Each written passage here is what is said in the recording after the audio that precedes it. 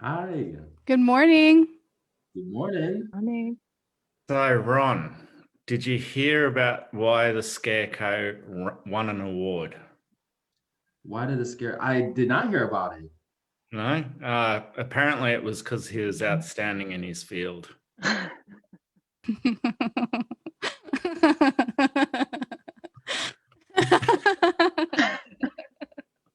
Wow. love You got you. I think I'm glad I'm sitting down because I was not ready for that one because it was outstanding as well. I using that three. I heard as you use it three times, it's mine. So I am going to go around to three people and say that today. I love it. Awesome. Welcome to Ron Johnson. We're so delighted to have him here. I met Ron in the QOD book club that Sean Croxton leads, Shout of out to course. Sean Croxton. Yes, love him. He's been on the show before, and it was just so awesome. When you joined the QOD book club, you were not shy. You introduced yourself, you got into the discussion, you became vulnerable, I think, on week 1. And we were like, okay, welcome to the tribe. You're welcome here, and you fit in so well. So we're so delighted to have you in our community, and I'm so excited to have you here on the show because you are a very passionate entrepreneur. And I would love for you to talk about kind of your entrepreneurship journey and what you're doing right now with youth entrepreneurship. Oh my gosh. The journey definitely was a long one and very adventurous. Originally from the Midwest, between Ohio and Michigan. My mom's in Michigan. I went to the University of Michigan, go blue. But the majority, the chunk of my family is really in Cleveland, Ohio. So after graduating from University of Michigan, I ended up moving to New York. And I lived in Brooklyn for 13 years. So out of all the places I lived, I've been in Brooklyn the longest in one city before moving to Los Angeles back in June 11th. So I'm going on 7 months now.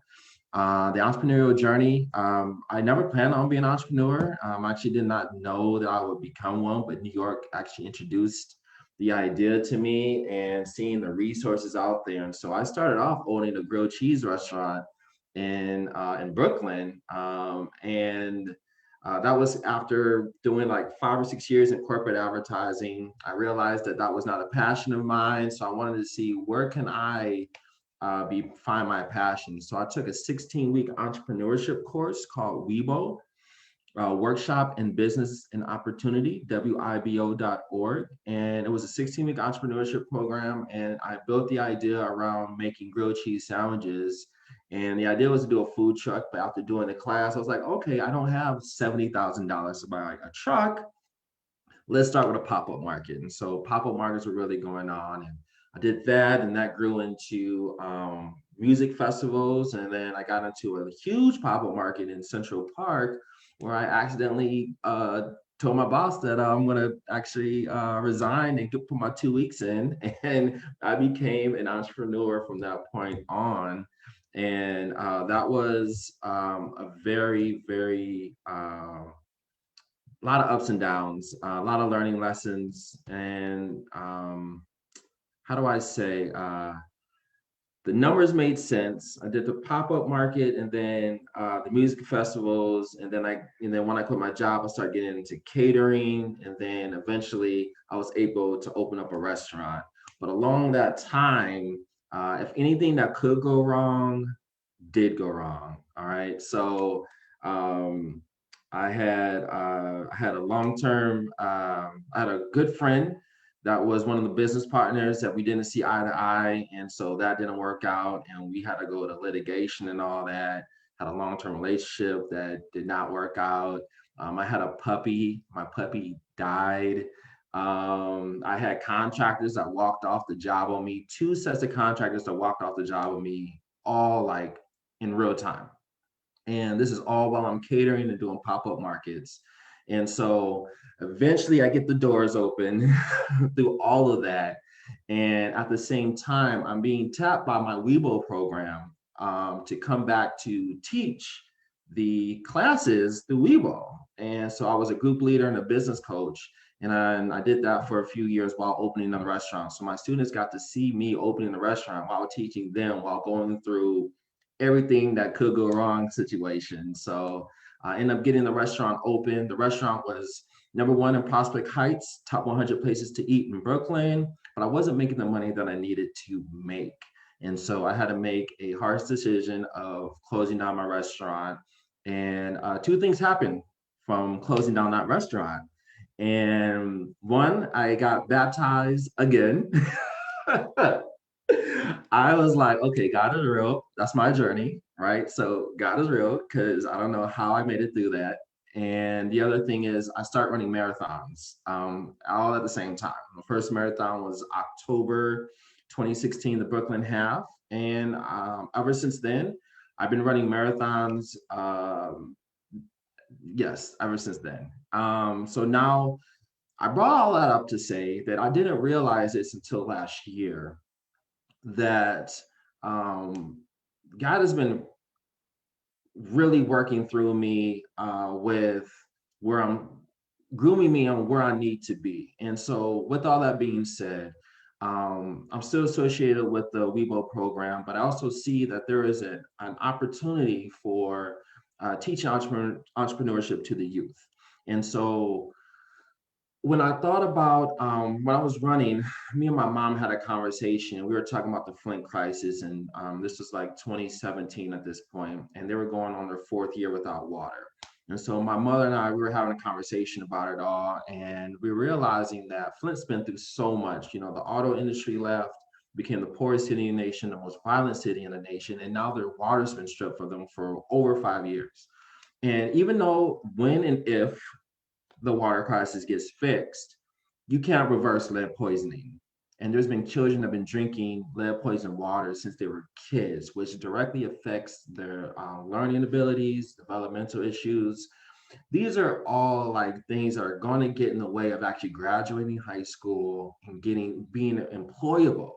And so my mother and I were talking about what are unorthodox ways that we don't have to, the kids do not have to rely on traditional means of income. And that's where we realize like youth entrepreneurship is something that we can teach because entrepreneurship is ageless. It does not matter how old you are. All right. And so I started working on building that out. And I started doing workshops based on Shark Tank pitches. And that kept going. That was a great start. And I taught them by watching the Shark Tank episode about business valuation, profit margin, all that. And then 2018 of fall of 2019, I got into my first school and I had a 13-week curriculum. And then Corona happened the next year, the following. And so they tabbed me, are like, Ron, so you're a great vendor, but unless you're online, we're going to have to cut you. I went home, I got my Canva subscription. And I turned my curriculum and I put it on a PDF file and I just start making all this content. And so I was like, okay, we're online now. I'll take my check, please. Because I needed that, right? So fast forward, 2020 was honestly, even though it was a dark time for a lot of people, and it still is, honestly, it's been a big piece of success for me. And a lot of it has come from disappointment, a lot of loss, a lot of rejection that took place in from everything before 2019. A lot of it came through rejection and just taking a lot of L's. And so now I see it as a place that God was actually prepping me and pruning me this whole time to be in a place where we're crossing paths because this book club has been amazing and me investing in myself and actually turning this youth entrepreneurship into a place where I'm empowering students so they don't make the same mistakes I did. And also they know that they can also invest in themselves with multiple lines of revenue. So regardless if they want to start a business or not, they know that they work for the last name and what they bring to the table is all up to them. And so that's the biggest piece, that they have an understanding of the entrepreneurial mindset. That was the fastest I've ever explained my story. It's a beautiful journey that you've taken us through, and thank you for giving us all of that background. I jumped on your Insta today. I was looking at different videos and was diving in. I just got hooked. Like I was just going through it, and I'm big on words and you know, inspirational speaking, and you just totally grabbed me and brought me in. And I just want to share with our viewers just some of the golden nuggets. Now, this just the golden nuggets I'm taking from it might not make sense. So you need to go back and hear the whole thing. Thank So you. go to Ron John Jr. on his Insta. I'm sure we'll share all of that. But these are just some of the nuggets that I took away. One was no one redwood tree can grow tall on its own. Now that, go in there, watch that video, you'll understand it. And we're so much better together, and we grow and we can hold each other up. So I love that. Another one that made me laugh but really hits home is, you said imposter syndrome. It's a thing, but it's not, but it is. I was like, yes, like, yes, on so many levels. Melanie, you know me, you understand me. It was like, oh my goodness, you're speaking my language. Another one is the brain is made to create thoughts, not to store them. And basically you're just saying, write them down, write those ideas down, which is something we definitely teach here. And that really helped solidify that thought there. Another one is, it's usually people doing less than us that try to judge us. And so don't be afraid to let other people see you fail. And that's such a powerful message, especially to kids. Like, that's one thing I'm going to share with my son as well, because like so often I see him struggle because he'll mark something just slightly wrong on his paper and he gets so upset at himself. And I'm like, that's why there's erasers. That's why eraser companies do so well. Like, you know, it's okay to make mistakes. We can go back and fix those. Awesome. So those are just some of those golden nuggets, and they really like uplifted me this morning. And what I got from that was the question I want to ask you is, what inspires you to give back and to share these inspirational stories and to put yourself out there and not to be afraid to fail? What is your inspiration? You know, honestly, my short answer is that I want to make sure that other people don't make the same mistakes I did. Because a lot of these resources are around us, but sometimes it takes a while for things to click. I'm 37 and things are just now clicking, like as of last year, and things are going really great. And I think you can tell just by, I have never really mentioned my faith in my words when I speak the way I do now. And I think that I was listening to a sermon years ago that I was told that we were put on earth to work and to serve. And I believe my calling is to be a servant to the people. And when I say servant, I'm not talking about waiting at a table. I'm talking about making sure that we're pouring out to other people as much as possible. The blessings and the things that come to us, I don't think we're supposed to hold on to them. I think we're supposed to get rid of them as much as possible and pass them on so we can be a vessel to continue to gather more blessings and then pass them on. I think we're all supposed to do that, and it's supposed to, grow that way. The inspiration for me is that I've failed so many times, but now that it's taken a while for me to be able to speak publicly about it, because I'm at a good place, and that I know that when I realize that, I'll give you a short scenario real quick.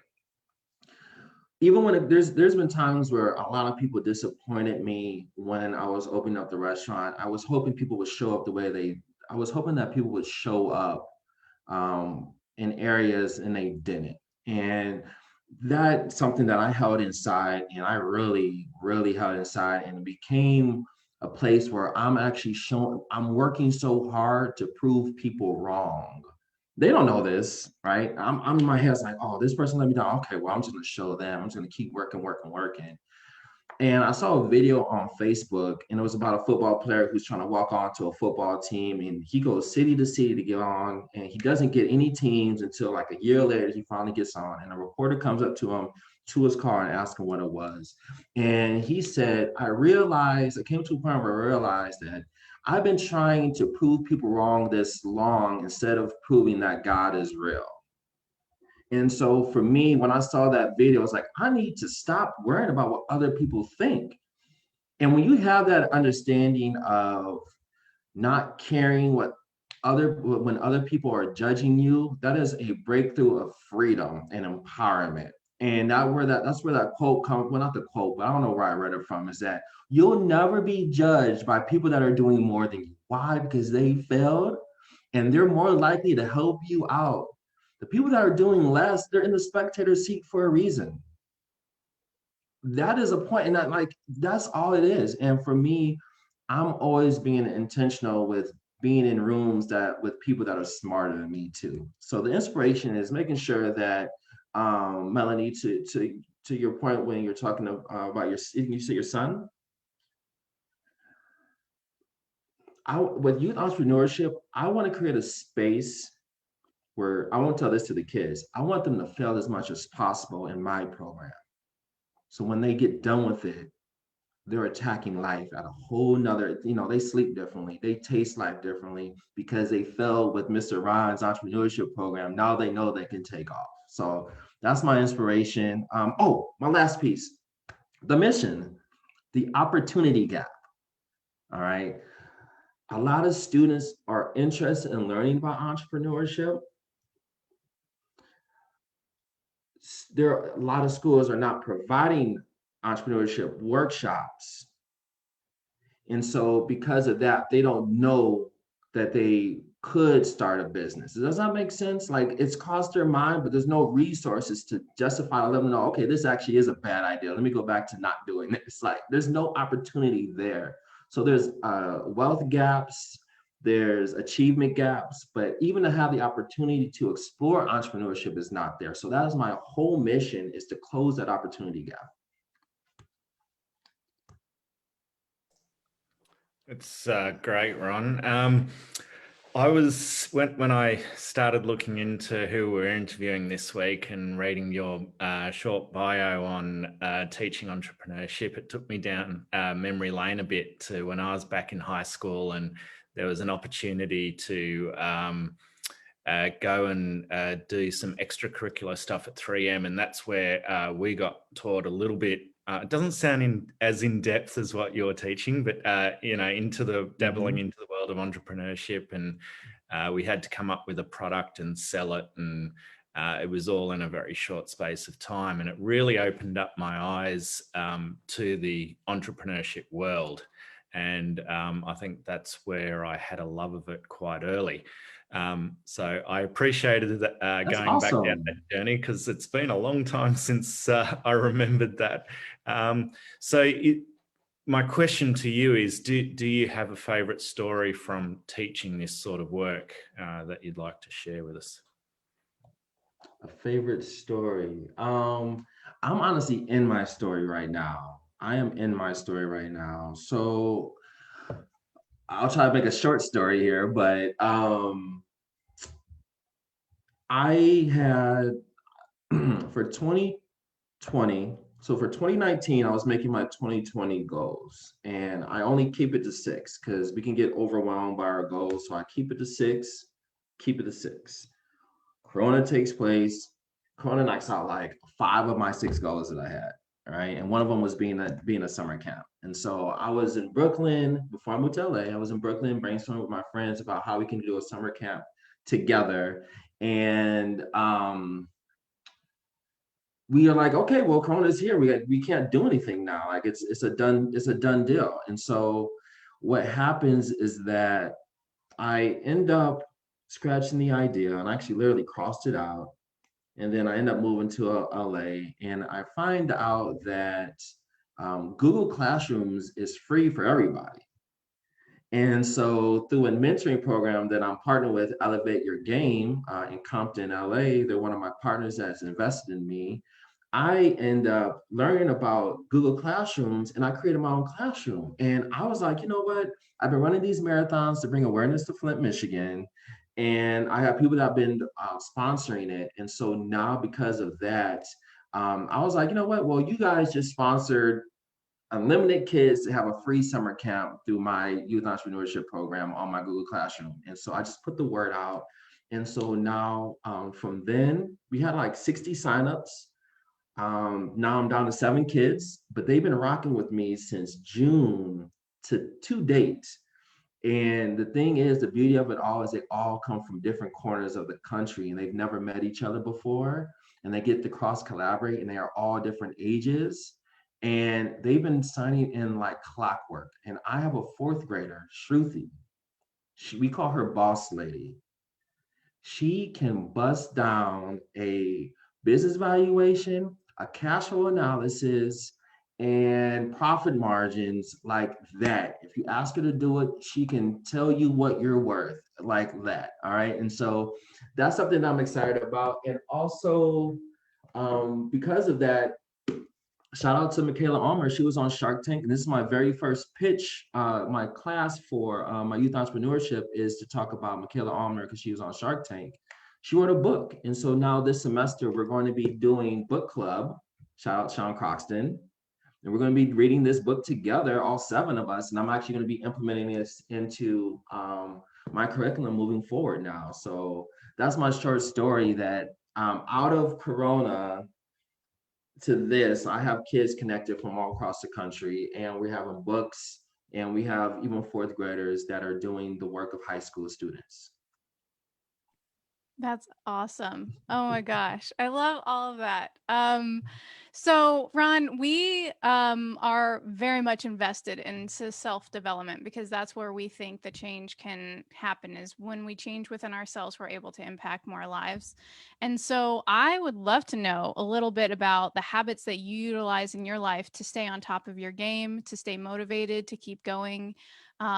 You obviously have stuff in your life that you do because you're a marathon runner and you're doing all of these incredible things. And we specifically love morning routines. But if you could share, some of your habits, whether it's your morning routine or something else, I would love to hear about it. Yeah, I think something that helps me, right? So I think there's hard work, right? And then there's talent, but at the end of the day, self-discipline and habit is really the thing that gets you all the way through. And I only learned that from just reading over and over again and just listening about it. What helps me be productive is the accountability and showing up for other folks. So even when it comes to a boxing class, like I'm not feeling like going to get worked out, but I know my classes, my other classmates are there. So I go because I know they're there. The book club, like I still gotta read my 2 chapters for today's book club. So I'm going excited because you guys are there. And so that's one thing. The other thing is writing down. So I teach my students there's 3 reasons on why you write down your notes, write down your thoughts. The number 1 is the brain is made to create thoughts, not to store them. So just like we have too much music or photos on our phone, things get jammed up. It's the same thing as having all these ideas and forgetting them. It's so important to dump those thoughts out and put it on paper because the number 2, the brain, hand, pen, and paper are connected. You inherently believe in the words you write. There is a neuropsychological connection between the hand, brain, pen, and paper. And so if I were to say, Mr. Ron, that's what I call myself with my students, Mr. Ron is a decent teacher and he's okay sometimes. If I write that down, I would have to believe that, right? And so that's why it's very important that when we write things down, we speak with empowerment. So if Mr. Ron is the best teacher this side of the Milky Way, and I will become a millionaire because Mr. Ron invested in me, I'm going to write those things down because I believe in those things. Lastly, another thing I tell them is that you're 11 times more likely to reach your goals by writing them down. So that is that's number 2. And then the morning routine, I just got into that. Like I said before, I really find it important to hang around people that are smarter than me. All right. And so everyone that I aspire to be like, they have some type of morning routine, and I just started mine the same week we started book club together. And so I've been waking up at 6 a.m.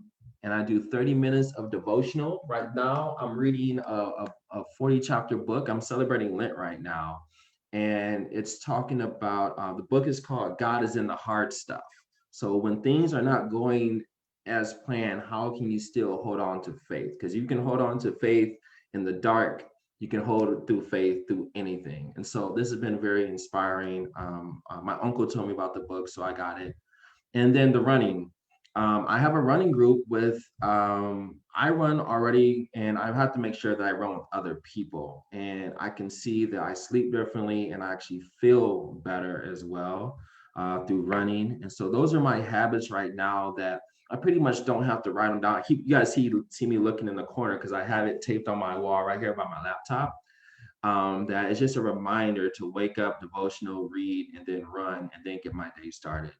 So those are my three or four or five habits that I have right now. But it all requires other people that I have to show up for, and that's the big thing for me. Yeah. I have to ask, because you've mentioned book club a couple of times. Do you have a few favorite books you want to tell us about? Am I going over my time right now? So We don't have We're time loving limits this. here. We're loving this. I've got a okay, question cool. after that. This is awesome. So when I do my marathons, my half marathons, in case to keep me from running too fast, I put audiobooks on. So I'm not really worried about my pace. I'm just worried about finishing and not dying. So I heard about Goals by Brian Tracy through you guys, through Sean's podcast. But I have Brian Tracy's No Excuses, which is honestly like a Goals 2.0. But I've listened to that book at least 5 times. It is almost memorized for me. So when I'm running on my long runs, I'm in a meditative state and I'm just getting Brian Tracy just drilling in no excuses on different ways of setting goals financially, personally, with health, in all areas of life. Another book that I love is 30 Days with a Navy SEAL. That's with Jesse Itzler and David Goggin. Jesse Itzler is Sarah Blakely's husband. Is it Blakely? Yeah, Blakely husband. She invented Spanx. And this is before David Goggins this is why he was still on active duty, that he hired a Navy SEAL to live with him for 30 days. And the book is about embracing being uncomfortable. And so the Navy SEAL put him through all these different drills 3 to 4 times a day. And it's an amazing story about resilience and also being able to embrace being uncomfortable. So that book, and then Originals by Adam Grant is very good. That one, I'm still kind of stuck on chapter 1 and I'm teaching off of it. It talks about risk takers versus risk adverse. A lot of people think we hear a lot of stories about the risk takers out there. And the reality of the situation is that statistically, those that are risk adverse are 33% more likely to succeed than the risk takers. Why? Because they take their time and they make sure they mitigate their risks. So just like our stock portfolio or things that we invest in, we want to diversify those areas. And for me, I started off as a risk taker because I thought the burn the boat mentality was the way to go. But that's not a good long-term strategy when it comes to establishing wealth. My last book is The E-Myth by Michael Gerber. And that talks about, I have that memorized as well. I'm over here pulling up my Audible right now. That's one of my favorites. Yeah, I love the 3 personalities of the entrepreneur, and he breaks down the technician, the manager, and the business owner. I'm trying to see if I'm missing something else, but I think that's where I'm at right now. And this one's good. The War of Art by Stephen Pressfield. The War of Art, not the art of war, but the war of art. He talks about and exposes what resistance is. So when we try to do something we've never done before, like let's say we want to start running, but it looks like it's about to rain outside, And so that's just enough for you to stay in. That's resistance. That's a sign of resistance. Or if you're getting close to success, they'll say like resistance will show up in friends where people don't show up for you the way that you expect them to, or they doubt you, or they give you negative energy. The higher you go up, resistance is going to show up a little bit differently and a little bit more aggressively. But if you know to recognize it, push through, when you do that run, you're going to find out that it wasn't going to rain. It was just resistance. And that's happened several times when I go out and run and I do it anyway. That's my breakthrough moment, because it doesn't end up raining at all. I was like, wow, that was resistance again. There it is again. So that book is really good. And Rachel Antone says The War of Art is her favorite book. yeah, and that's something that all these books that I'm naming, these are things that I listen to over and over again. Like, so these are things that are in the podcast as well. Hidden Brain, and then Quote of the Day with Sean Croxton. Those are the podcasts that I listen to repeatedly over and over again. Awesome.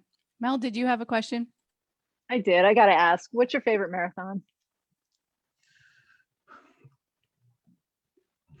Before I answer that question, I've ran one official marathon. I've done 13 races, 12 of them are half marathons. My first marathon was a Detroit Marathon in 2018. Yes, 2018. And no, 2019. That was my first marathon. I've done 3 marathons since then on my own. And so one of my goals for 2020 was to do 3 marathons, but of course, all the races have been canceled this year. And that's when I realized no one canceled my race. That's my goal.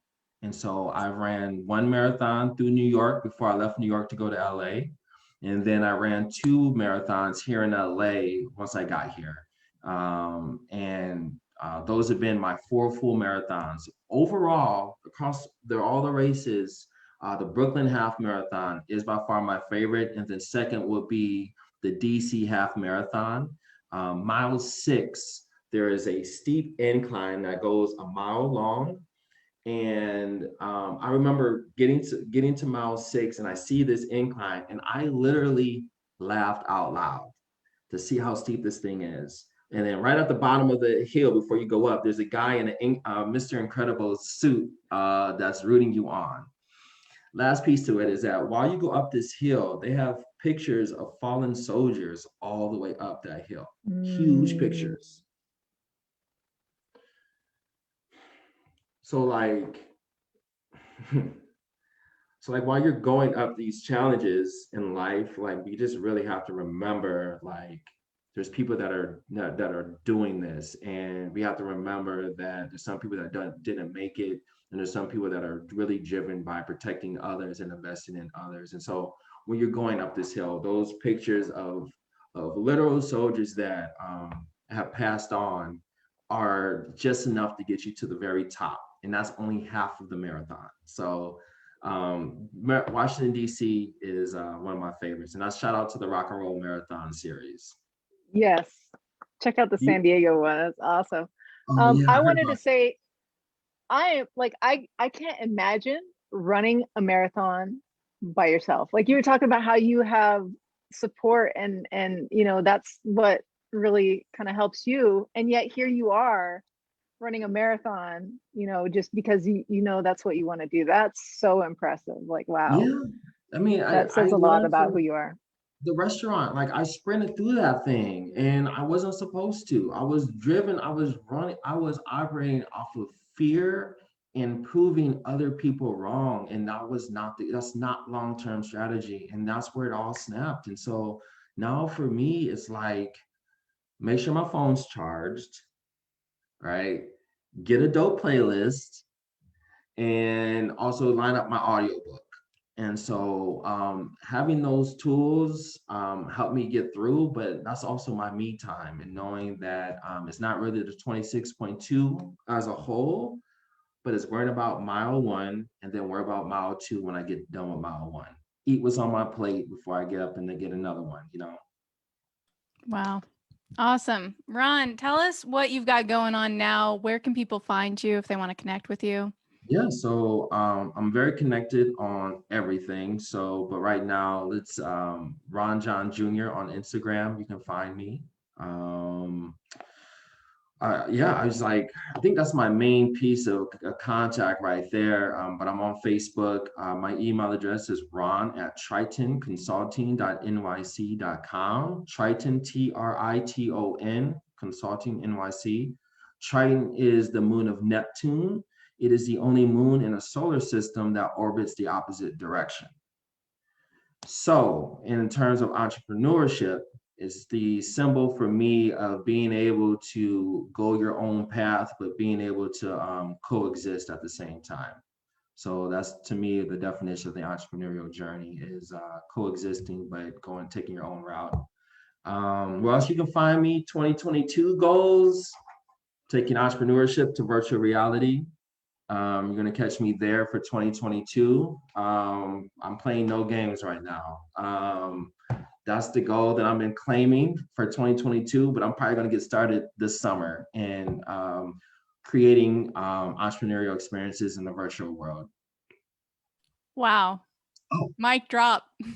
I'm working on a summer program. So I left this out on purpose. Summer programming for this year. I've met a lot of amazing people that have great enrichment experiences. So I'm working on being a hub to creating an entire summer program for youth, mentoring, internships, and also STEM and all that. So I'm working on that as well. So that's summer programming as well as what's next on the table for me. Very exciting. This has been invigorating to have you on the show, Ron. Thank you so much for joining us. I've got one more thing. I'm sorry. Yeah, please tell us. Spring semester for youth entrepreneurship. If anybody has kids, this is from 5th grade to high school. You guys can sign up at the on the website. And also, if you don't have kids or you want to sponsor a kid, you guys can sponsor signups for my youth. They have a scholarship situation where they'll apply and a scholarship will be provided to the youth. So if you want to donate, you guys can donate as well. And that information is on the website. Awesome. Thank you. And that is the Triton Consulting website I put in the description, right? Yep, that's correct. Fantastic. Awesome. Thank you so much, Ron. It's been a pleasure. Thank you so much. I appreciate it. Thank you, Ron.